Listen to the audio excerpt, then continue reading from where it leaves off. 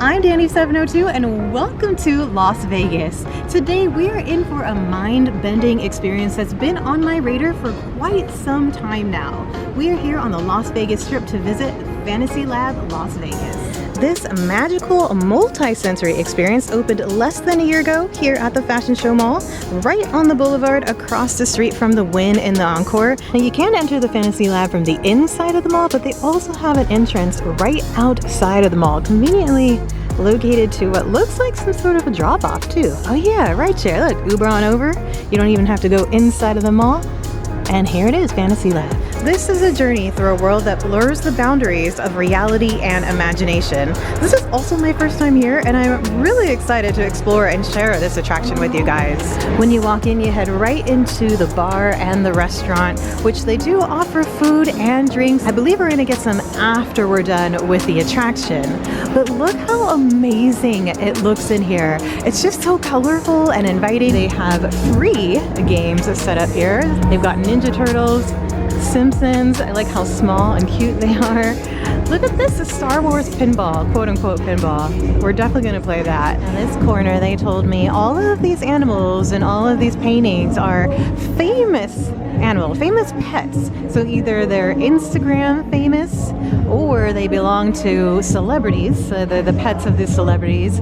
I'm wondering who in the world has this one. Queen Esther the pig, Lord Commander, and the Sir Philip, Paul of the Queen. I just spotted my favorite one. They do have a bunny, Royalty Rabbit. They have at all of the tables, they have some sort of a game that you can play for free, like Battleship. Even the bar is super colorful. I love the photo in the middle because it looks like a painting, but it's digital, so it changes every now and then. And then I hear their drinks are fantastic. Your dreams are calling. Should we pick it up? Are you there? Dreams?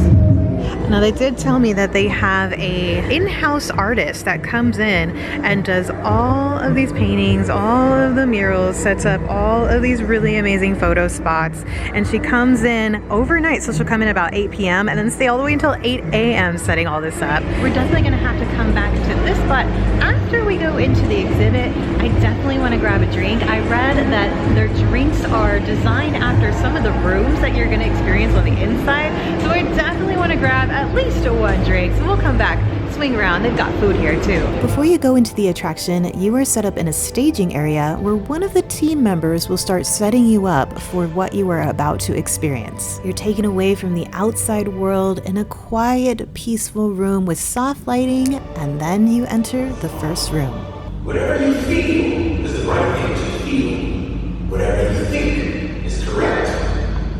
This journey, like your life. The first room was setting us up for the journey. It was a very tranquil and gentle place. The music and the soft lighting placed you in a slow and rhythmic space, and your surroundings soften and the sounds of the outside world begin to fade away as you welcome the soothing embrace of sleep. As soon as you step into the attraction, you get that feeling as though you are officially entering a world beyond your imagination. There are stunning visuals and illusions, and you are immersed in a collection of love, fear, hope, heartbreak, and beauty, and it's scattered across multiple rooms, each with its own story to tell. Each person will experience different emotions in these rooms too. One person might feel happy or nostalgic, but while in the same room, another might feel scared. It's very much like stepping into a dream, and I can only imagine you'd get a whole different experience if you went to the bar first. There is definitely a lot going on. I just saw the eyes moving on the ceiling. Over here, it's like you're in the upside down world. You got the bed above your head.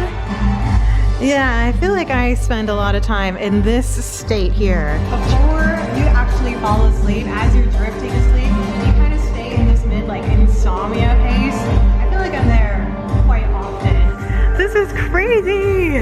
What in the world? Look at all this!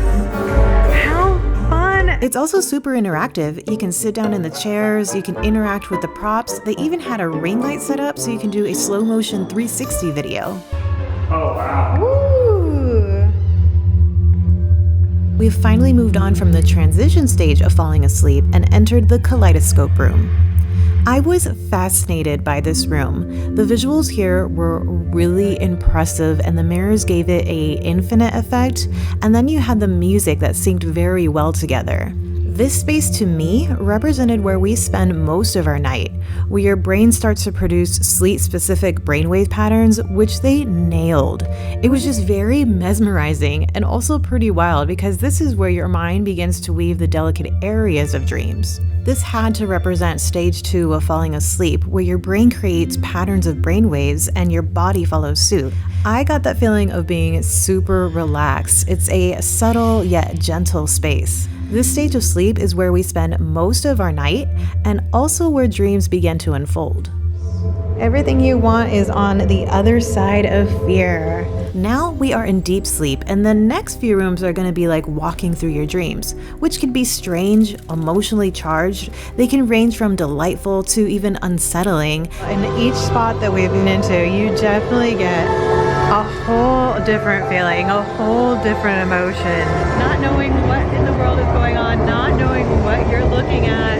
It's just creepy, eerie feeling in here.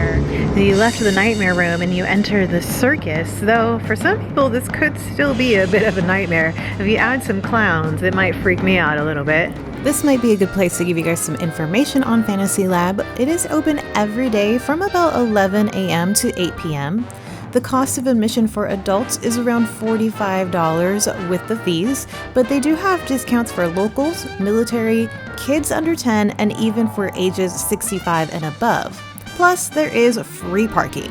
So you book a time and it takes about 70 minutes to go through the whole attraction. There are 7 rooms and you spend about 10 minutes in each of the room. I'd recommend going early and midweek so you might end up with your own time slot without sharing with another party, but I did see that they keep the groups very small and spaced out. What I got from the next room was it was being in the place of your dreams where you might be inspired. There was very cool lighting that reminded me of cyberpunk, and the music was definitely more upbeat. It had an 80s synth vibe, and it was a bit of a maze of mirrors as you're still in that dream state. But they had inspirational quotes all over. It was really cool to walk through. We made it to the last room, which is called Awakening. And here we experience a transition from the dream world to the wakening world. Your awareness of your surroundings and your sense of reality gradually return. It's another room with really cool visuals, which bridge the gap between unconsciousness to alert and then back to reality. Overall, I think Fantasy Lab was a really cool experience. I appreciate how well Fantasy Lab had crafted this journey through the realm of sleep. It's something that we experience every night, but rarely do we get such a deep and thoughtful look into the world of our dreams. I really digged it, but what do you guys think? Is it a place that you've been to before, or are you interested in visiting? If you do go visit, make sure to tell them that I sent you. I think you'll really enjoy it. And then we are back in reality. Back to real life here at the restaurant in Bar. Definitely want to grab one of those drinks. Here's some food from their current menu. Right now they have mostly tacos on the menu, which, hey, you guys know I love tacos. That's my favorite thing. They have quite a few kinds. I can see that you can also mix and match, so if you want to try 2 different ones, that's fine. But they will be changing their menu somewhat soon.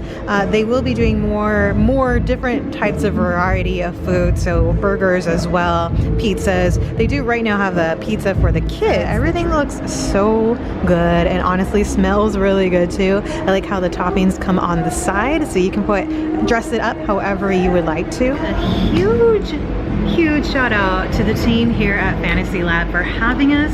Full disclosure, I hit them up. All of our experiences I try to keep very genuine, things that I'm very interested in the first place, and I mostly will contact places to make sure that I can film while I'm there visiting. We are gonna get to have some of the food that is on the menu currently, and then they set up all of the drinks.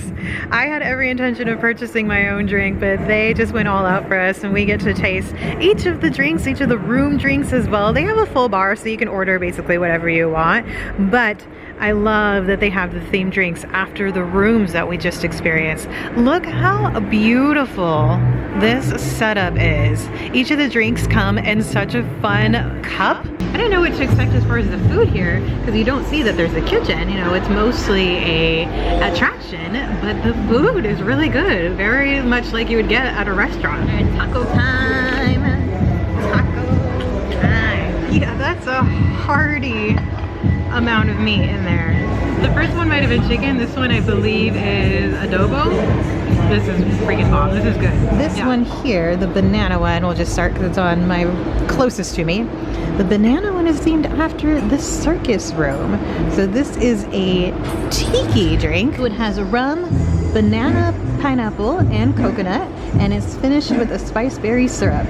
Wow, that's really good. Definitely has that tiki, you know, tropical flavors to it. Lots of ice in there, so it's very, very refreshing and cooling. Take on a margarita. It also has strawberry syrup and it's topped with Red Bull to keep you going. Oh, because insomnia. Next we've got the Labyrinth. So this one has vodka, it has lemon, rosemary, and elderflower. And you can definitely taste the rosemary in there.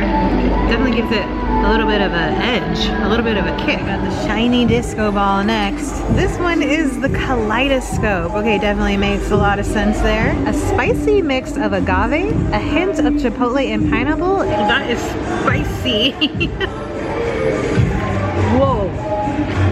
That is a 1-2 punch. The Skull is their take on a old fashioned and actually sparked up and smoked up too, right? Yeah. So what were they doing here? They put something on top and a little container on top, and then she used a torch, and then it starts sparkling, and then in the inside, like it's smoked up. So maybe it's like a smoky flavor. Smoky flavor old fashioned. Yeah. Okay, so this one is themed after the Nightmare Room, which makes sense. Bourbon and vanilla, and then smoked with cherry wood. We got a 2 thumbs up from Eddie. Also something I think Donald Draper would approve of. Hibernation. So this, I mean, it would make sense. Bear hibernation. This is vodka, rum, tequila, and orange liquors mixed with juices, honey, and lavender. Oh, that's right. She did say it was kind of like their take on an adios. This is trouble. Yeah, it's not good. Trouble with a capital T. Watch out. Oh my god. Yeah, we're starting to get down to the end here, and we've got the Enlightenment drink. Looks like edible glitter in there. I don't know if it comes across on camera. Yeah. A combination of vodka, watermelon, and basil. And all these drinks are like way too good. This one reminds me of a Midori sour. Look how pretty this is. It's a refreshing take on a French 75. And it definitely has that like floral taste to it. It's interesting, but it's really good. Yeah, I really liked the tiki inspired drink. That was fantastic. I liked this one. I think it was just a little bit nostalgic for me though with the Red Bull. This was smooth, even though it probably has the most alcohol content. Old fashioned probably. Yeah, they're all really, really good. This one also kind of tasted like a Jolly Rancher. Hard to choose. And that's gonna do it for today's video. Thanks so much for joining me. Until next time, please subscribe for more adventures in Las Vegas and the surrounding areas, and we will catch you in the next one. Peace!